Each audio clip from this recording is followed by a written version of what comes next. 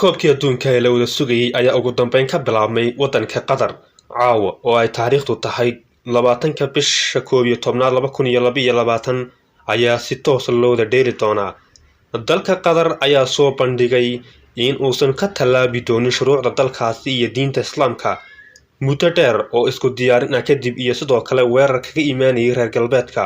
Waxay u adkaysatay dowladda Qatar inay ugu dambeyn ku dhawaaqdo in go'aankeeda dhinaca shuruucda ah iyo sidoo kale in islaamnimada aysan uga tanaasuli doonin koob adduun oo kubad socon doonta dhowr maalmood. Dalkan Qatar ee isku diyaarinayay muddada dheer ee dhaqaalaha aadka ugu faraha badan oo kaga baxay koobka adduunka waa dalkii ugu horreeyay ee ay kaga baxdo dhaqaale inta leeg oo lacag u dhiganta ama gaadhaysa 220 bilyan oo dollar. Dalka Qatar ugu dambeyn koobkii adduunku waa ka bilaabmay adduunkuna aad ayuu isha ugu hayaa gebi ahaanba caalamka cidda qaadi doonta koobka adduunka. Si dhab ah marka loo eego waxaa faafay wacyiga Islaamka isagoo maray meeshii ugu sarreysay iyo meeqaamkii ugu sarreysay. Waa markii ugu horreysay ee koobkan dunida lagu qabanayo dal muslima tan iyo markii la aasaasay tan iyo sodomeeyadii oo muddo dheer u socday. run ahaantii marka masaajidada waddankaasi ku yaala gaar ahaan magaalada Doha ay isku daraan eedaanka aad ay soo jiidasho u leedahay aad ayna ugu faraxsan yihiin dadka u soo dalxiis tagaya sida u daawadaan kubadda.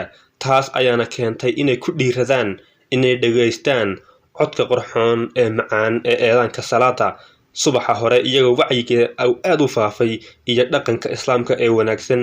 dad fara badan oo wax kale ka aaminsanaa Islaamka ayaa laga yaabaa inay maanta aad ugu soo hirtaan oo ay u arkaan diin badbaado ah maadaama ay tahay diin badbaado ah. run ahaantii marka dhinac walba laga eego dalka Qatar shuruucdiisii waa uu socodsiiyey isagoo kuwii reer galbeedku rabeen inay ku socodsiiyaan meel iska dhigay. ugu dambeyn markii ugu dambeysay aan ahayn dhinac looga noqdo dadkiina ay wada yimaadeen dalka Qatar waxaa la joojiyay khamridii iyadoo la ogolaaday meel cayiman oo keliya oo aan bannaanka lagu cabbi karin.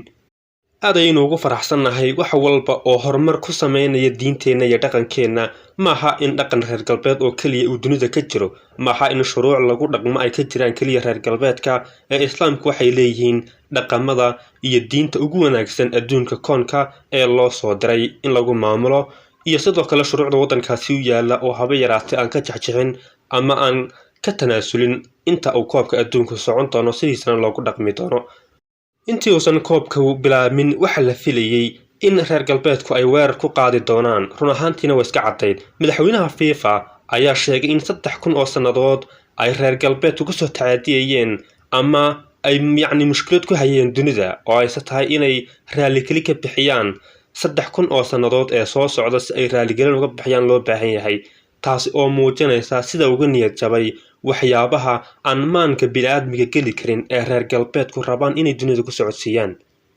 xaqiiqda ayaa ah in haddii waddan kale lagu qaban lahaa koobka adduunka ay odhan lahaayeen gaar ahaana mid reer galbeed ah hala ixtiraamo shuruucda dalka iyo dhaqankiisa, balse Islaamka waxay rabaan inay ku socodsiiyaan wax walba.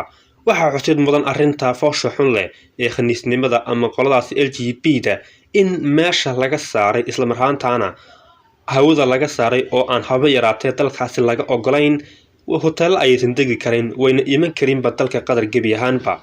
waxaa la leeyahay oo ay ugu jawaabayaan ciidamada ammaanku kor ha u qaadin calankan jeegaanta ah ama markaasi jeegaanta ah haddii kale ammaankaaga ma damaanad qaadi karno ayay yidhaahdeen laamaha ammaanka ee dowladda Qatar xilli ay baraha internetka ku faafiyeen. fadlan daawo ciyaarta laakiin ha ka tallaabin shuruucda dalka ayay yidhaahdeen laamaha ammaanka ee dowladda Qatar.